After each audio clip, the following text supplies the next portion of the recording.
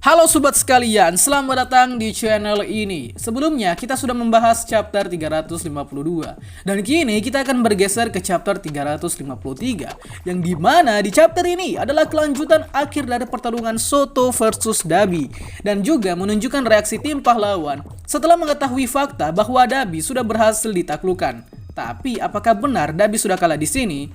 Di konten kali ini akan kita review chapter 353. Tapi sebelum lanjut, subscribe channel ini biar admin makin semangat buat kontennya. Dan mari kita mulai. Satu langkah buat pahlawan. Chapter dibuka dengan Soto yang berhasil menundukkan Dabi dengan serangan teknik fosfornya di chapter 352 sebelumnya. Sontak saja, Barnin yang sebelumnya masih dalam kondisi tumbang langsung saja menyadari bahwa Dabi telah ditundukkan. Yang tentu dengan fakta tersebut, Barnin langsung memberitahukan ke pahlawan lain bahwa Dabi, salah satu letnan dari kubu All For One, telah berhasil ditundukkan. Pengumuman dari Barnin ini membuat hero yang ada di sekitar maupun di tempat lain kini bersorak mengetahui satu villain kuat telah dilumpuhkan. Salah satu hero yang mencolok di sini adalah sosok hero wanita yang nampaknya memiliki kurik benang, di mana dia turut terharu mengetahui bahwa Soto telah berjuang keras menundukkan egonya demi untuk mengalahkan kakaknya yang notabene adalah seorang villain.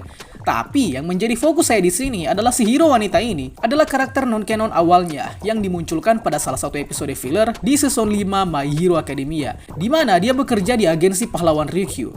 Jadi fix dia karakternya kini canon ya. Sembari bersorak bahagia karena Soto berhasil melumpuhkan Dabi, para hero lainnya juga sedang berusaha mengalahkan satu Nomu yang memiliki kurik spike yang kini berubah menjadi raksasa. Di lain hal juga, rupanya efek dari padamnya api milik Dabi pada akhirnya membuat para hero di Kamino lebih mudah dalam membekuk villain. Dan kini bisa dibilang untuk wilayah Kamino sendiri, pihak hero telah sedikit mendominasi. Namun meskipun begitu, salah satu hero kemudian nyeletuk dengan berkata bahwa mereka beruntung karena tidak perlu menghadapi villain yang kabur dari Tartarus. Yang mereka sebut di sini adalah Kunieda dan Gasly. Nah, siapakah mereka? Nanti akan diungkap di beberapa panel selanjutnya.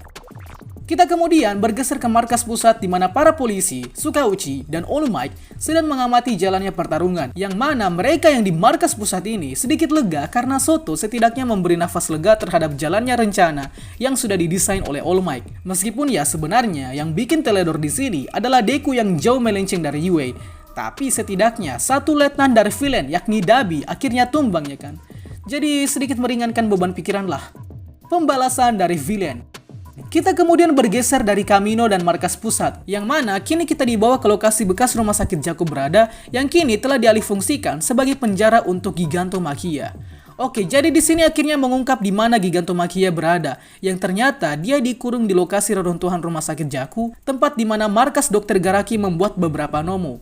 Hal ini tentunya terjadi karena jika kita melihat kembali yang terjadi di Arc Paranormal Liberation, Gigantomachia berhasil diikat pakai tali baja oleh Best Jeans dan ditambah lagi pengaruh obat dari anestesi yang diberikan oleh Yaomomo dan kawan-kawan sehingga membuat Gigantomachia tumbang di reruntuhan rumah sakit Jaku. Ya, ini masuk akal sih karena Gigantomachia ukurannya raksasa ya kan, gak mungkin juga diangkat anjir, siapa yang mau angkat?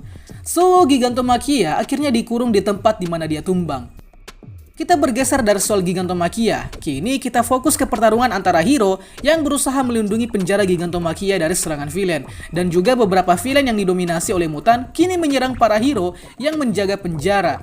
Nah, hero yang ada di sini antara lain ada Ashidomina, Yui Kodai, Reiko Yanagi, Honenuki, dan lord kita Minoru Mineta. Buset, lord kita ikut campur di sini coy. Tak lupa pula ada Mount Lady yang ikut girang mengetahui kabar kalau Soto berhasil membuat Dabi tunduk. Tentu saja Mount Lady excited di sini karena dia sendiri yang membimbing Soto selama sebulan pelatihan. Kemudian dari kerumunan villain, salah seorang villain yang sering muncul tapi tak diketahui namanya kini menggerutu dengan mengatakan bahwa pemisahan villain dan hero ke beberapa tempat ini adalah rencana yang sia-sia. By the way, outfitnya si villain misterius ini keren banget anjir, kayak Ghost Rider.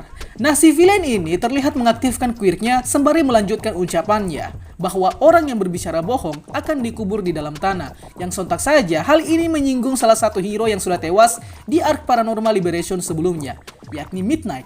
Dan ya, villain ini kuat dugaan bahwa dialah pelaku utama pembunuhan Midnight. Mendengar ucapan si villain tengkorak ini, Mina tentu saja tersinggung dan kini bersiap untuk mengincar si villain tengkorak yang dia curigai sebagai pelaku yang membunuh gurunya. Ya, tentu saja Mina sangat sensitif di sini, sebab Mina saat kematian Midnight adalah orang yang paling depresi melihat kematian Midnight. Tak butuh waktu lama, Kirishima kini datang membantu dan bersiap untuk mengeksekusi villain bersama Mina untuk membalaskan dendam kematian Midnight. Buset, bakal ada pertarungan macam apa nanti ini? Kita tunggu saja. Kita bergeser ke tempat lain, di mana kini tempatnya adalah Stadion Takoba. Tempat baru nih coy. Di mana di sini ada Rikido Sato, Ojiro, Kosei Subaraba, dan Serohanta. Di mana mereka di sini ya sama saja seperti yang lain, sedang bersorak-sorai mengetahui Dabi telah takluk. Tapi terjadi hal yang membuat Zero teralihkan. Nah, apa yang terjadi nantinya kita tidak tahu pasti.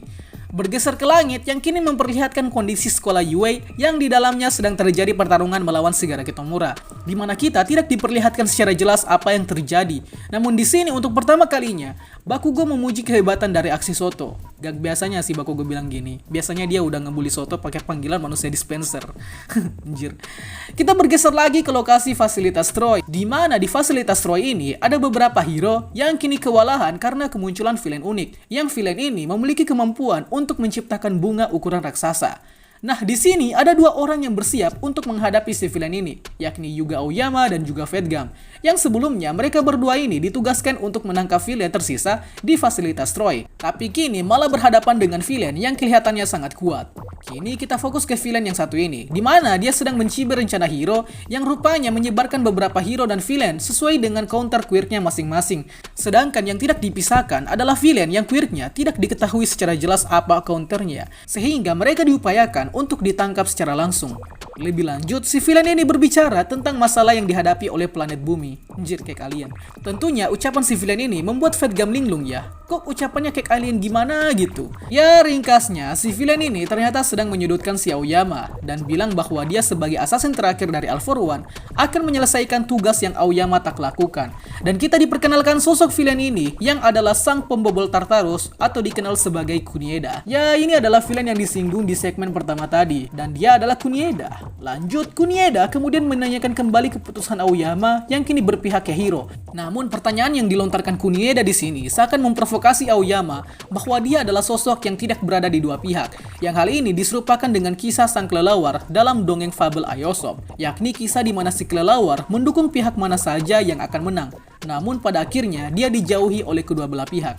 Lantas reaksi Aoyama hanya membalas dengan ucapan mercy. Ini mercy-nya buat apa ini? Apakah Aoyama punya keputusan sendiri juga? Itu kita tidak tahu coy. Kita kemudian berpindah ke perkotaan, di mana ada Prison Mike yang mengumumkan kalau Soto berhasil mengalahkan Dabi. Mendengar ucapan Prison Mike, Meizo Shoji sangat kagum mengetahui Soto yang berhasil menghadapi takdirnya yang sangat berat untuk menghadapi saudaranya sendiri. Tapi yang menjadi fokus di sini adalah Meizo hampir saja ditebas oleh Spinner yang kini berubah menjadi raksasa. Ya, raksasa beneran coy, kaget saya. Ini pastinya dapat giveaway quirk dari All For One. So, Spinner juga tentunya syok mengetahui kalau Dabi, salah satu letnan di pihak villain, rupanya menjadi orang penting yang kalah pada pertarungan kali ini.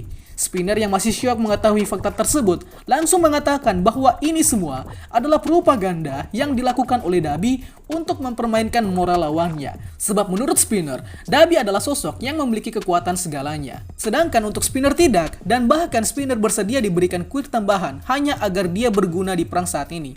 Spinner yang masih emosi kemudian berteriak memimpin para villain mutan untuk terus maju menggempur hero.